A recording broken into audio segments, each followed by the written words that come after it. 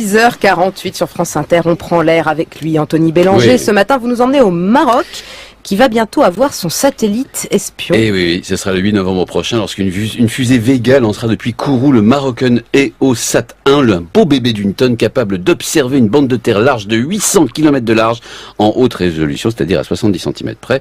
Le contrat a été conclu en 2013 avec la France de François Hollande dans le plus grand secret.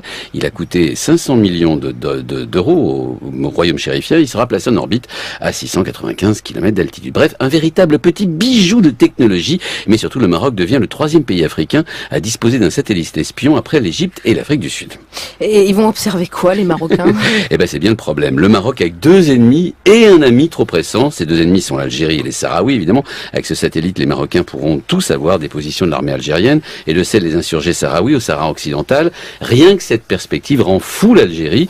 Quant à l'ami trop pressant, il s'agit de l'Espagne. Et là aussi, les Espagnols ne sont pas du tout, mais alors pas du tout rassurés. L'Espagne est le seul pays européen encore disposé, vous savez, de territoires en Afrique, en l'occurrence au Maroc, les enclaves de Ceuta et Melilla, mais il y a aussi d'un chapelet d'îles et de pignons rocheux collés à la rive marocaine. L'Espagne doit aussi avoir des moyens d'observation, j'imagine. Eh ben non, figurez-vous, l'Espagne a bien des parts dans des satellites espions français Helios, mais pas plus de 2,5%. Autrement dit, elle ne peut utiliser l'Espagne que 2,5% du temps spatial de ce satellite. Et puis quand ils en ont eu besoin, la France a fait la fine bouche. C'était en 2002, à propos d'un îlot espagnol appelé Perejil, occupé quelques jours par le Maroc. Impossible d'avoir des images satellites pour raisons techniques, ont répondu les Français, alors que le Maroc, lui, aura bientôt son satellite 100% du temps. Les Espagnols sont, comment dire, verts de rage.